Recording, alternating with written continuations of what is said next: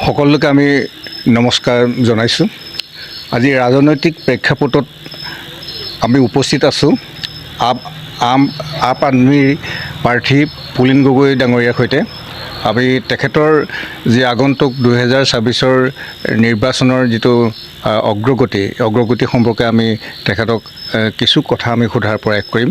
আমি প্ৰাতঃ মোলে আপোনাক নমস্কাৰ জনাইছোঁ। নমস্কাৰ আপোনালোককো এই চেনেলৰ যোগেদি সকলোকে দেৰগাঁওবাসী ৰাইজলৈ প্ৰথম নমস্কাৰ জনাইছোঁ।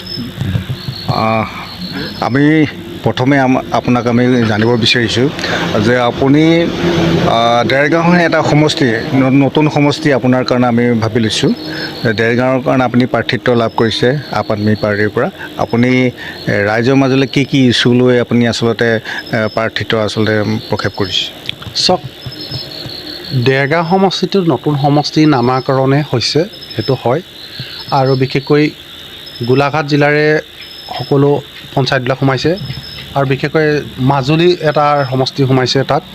এই ক্ষেত্ৰত আগৰ পৰাই মই ঘূৰি থকা সমষ্টি, জিলাত যেতিয়া দায়িত্বত আছিলোঁ জিলা সভাপতি হিচাপে, কিন্তু সমষ্টি নতুন দেৰগাঁও। আৰু এই ক্ষেত্ৰত দেৰগাঁওবাসী ৰাইজৰ মাজত যেতিয়া মই গৈছোঁ, এটাই কৈছোঁ, মই ভোট বিচৰা নাই কাৰো পৰা, মই জাষ্ট আশীৰ্বাদ বিচাৰিছোঁ। আৰু এই ক্ষেত্ৰত মই আশীৰ্বাদ এইটো কাৰণে বিচাৰিছোঁ, মোৰ কাম কৰা এটা সপোন আছিলে সৰুৰে পৰা। প্ৰায় 28 বছৰৰ পিছত মই আজি প্ৰাৰ্থিত্ব পাইছোঁ, এটা দলীয় টিকেট পাইছোঁ। সেই কাৰণতে আনন্দিত হৈছোঁ। আৰু যিটো সপোন, কাম কৰা যিটো সপোন বাস্তৱত ৰূপায়িত কৰিবৰ কাৰণে আমি কি কাম কৰি যাব লাগিব, তাৰ কাৰণে মই দেৰগাঁও সমষ্টিবাসীক ৰাইজক জনাইছোঁ।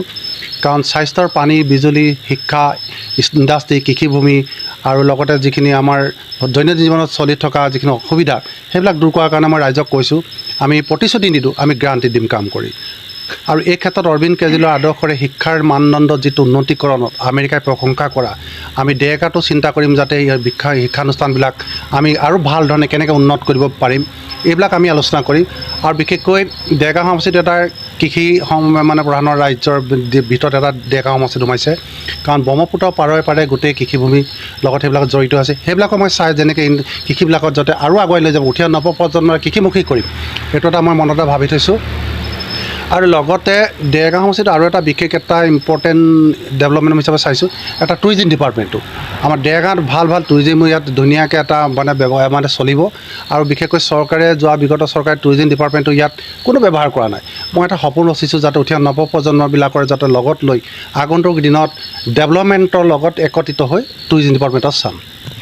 এতিয়া দেখা গৈছে যে প্ৰশাসনৰ যিটো এতিয়া বিজেপি দলে প্ৰক্ষেপ কৰিছে এজন মৃদুল দত্ত ডাঙৰীয়াক, এজন বয়োজ্যেষ্ঠ নেতা বুলি বা শিক্ষাবিদ বুলি কয়। আৰু কংগ্ৰেছে প্ৰক্ষেপ কৰিছে এগৰাকী সাগৰিকা নামৰ এগৰাকী মহিলাক, তেখেতসকলৰ প্ৰাৰ্থী। আপোনাৰ ওচৰত প্ৰত্যাহ্বান হিচাপে তেওঁলোক আছে নেকি? কেনেকৈ চাওক, বিজেপি দলৰ কৰ্মীজন শিক্ষাগুৰু মৃদুল ছাৰ টিকেট প্ৰাৰ্থিত্ব পাইছে। মই তেখেতক শুভেচ্ছা প্ৰথম দিনত জনাইছোঁ।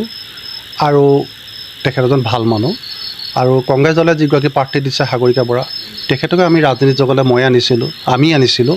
আৰু তেখেতেও প্ৰাৰ্থিত্ব পাইছে, তেখেতকো মই শুভেচ্ছা জনাইছোঁ। আৰু আচলতে দুয়োগৰাকীৰ মাজত মই প্ৰত্যাহ্বান বুলি ক'ব নিবিচাৰোঁ, কাৰণ মই ইয়াত ৰাইজ ডাঙৰ, জনসাধাৰণ ডাঙৰ। ৰাইজে যিজনকে উপযুক্ত বুলি কাম কৰাৰ সপোন থকাৰ এজন ব্যক্তিক প্ৰাৰ্থিত্ব হিচাপে আগবাঢ়ি আম আদমি পাৰ্টিৰ লগত কাম কৰা সকলো ধৰণৰ বেলেগ। কাৰণ অৰবিন্দ কেজৰিৱালৰ যিটো আদৰ্শ আমি দেৰগাঁৱত প্ৰতিষ্ঠা কৰিবলৈ গৈ আছোঁ। সেইকাৰণে মই আগতেও আপোনালোকক কৈছোঁ, আমি আগতে সৰুতে পঢ়িছিলোঁ A for apple, B for ball, C for cat। এতিয়া আমি আম আদমি পাৰ্টিৰ ফালৰ পৰা এটাই কথা ক'ব বিচাৰিছোঁ, সেইবিলাক এতিয়া অতীত হ'ল।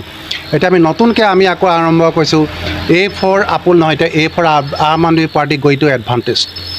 B for BJP, B for আগতে বল পঢ়িছিলোঁ, এতিয়া B for বল নহয়, এতিয়া B for BJP go to back. আৰু অলৰেডি আমি আগতে পঢ়িছিলোঁ C for কেট, সৰু ল'ৰা ছোৱালীক পঢ়াইছিলোঁ নহয়, এতিয়া C for কেট নহয়, এতিয়া C for Congress already cancel. ৰাইজে এইবিলাক বুজি পাইছে, কাৰণ আমি জুবিন দেশৰ মানুহ, জুবিনৰ দাদাৰ আদৰ্শবিলাক আমি ইয়াত লৈ যাব লাগিব।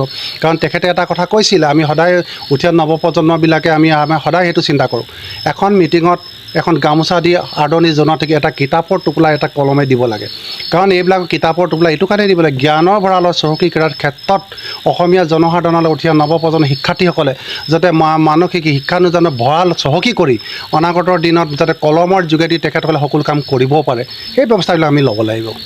পুলিন গগৈ কেতিয়াৰ পৰা এই ৰাজনৈতিক ক্ষেত্ৰখনত মানে তেখেতে মানে ভৰি দিছে? চাওক, মই সৰুৰ পৰাই 1998 চনতে ৰাজনীতি জীৱনত ভৰি দিছিলোঁ।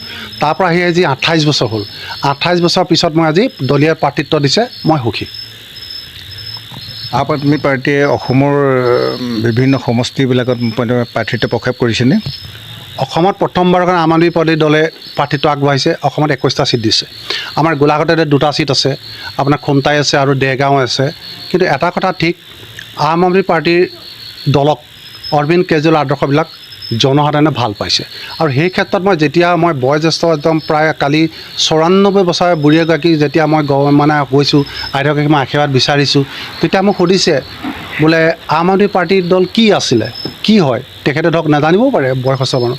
তেতিয়া তেখেতৰ নাতিটোৱে লগালগ কৈছে, কেলৈ আমাৰ কেজৰিৱাল ছাৰ বোলে আকৌ ৰাজঘাট শ্ৰদ্ধা যেনেকৈ আমাৰ ডাটাবিলাকৰ কথা কাৰণে যে মাত মাতি আহিছে, ৰিজাৰ্ভ বেংকৰ যে পইচাৰ কটাৰ কাৰণে যে মাত মাতিছে, সেইটো দলৰ আদৰ্শ আকৌ। শিক্ষানুষ্ঠানক যে ভাল কৰে, যে মদৰ দোকান বন্ধ কৰি শিক্ষানুষ্ঠান খুলিছে, উচ্চ মানদণ্ডৰ যাতে শিক্ষানুষ্ঠান দিল্লীত যে বনাইছে, আমেৰিকাই প্ৰশংসা কৰিছে, সেইটো দলৰ তেখেত আকৌ কৰ্মী। আমি এখেতক উঠি অহা নৱপ্ৰজন্মক এখেতক আগবঢ়াই লৈ যাবলৈ তেখেতে যেতিয়া মোৰ কৈছে, মনটো ভাল লাগি গৈছে।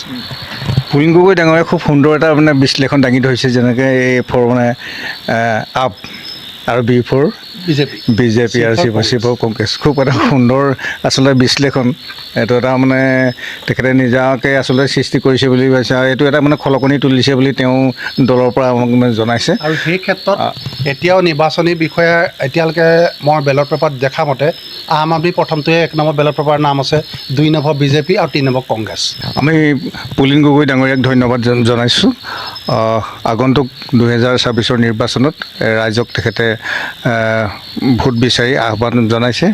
গতিকে আমি তেখেতলৈ এটা আশীৰ্বাদ জনাইছোঁ পাতৰ টাইমৰ পৰা। আমি লগতে ধন্যবাদ জ্ঞাপন হয়, নমস্কাৰ। শদিয়াৰ পৰা ধুবুৰীলৈ, বৰাকৰ পৰা ব্ৰহ্মপুত্ৰলৈ সকলোৰে মাজত চিনাকি এটা নাম প্ৰাতঃ টাইম। থলুৱা ভাষা, কৃষ্টি আৰু সত্য বাতৰিৰ আধাৰত প্ৰতিষ্ঠিত খবৰ প্ৰাতঃ টাইমৰ প্ৰতিটো বা বাতৰি পুংখানুপুংখভাৱে চাবলৈ Facebook, YouTube, website, Twitter, Instagram আৰু ব্লগাৰ পেজত লাইক আৰু ফ'ল' কৰক।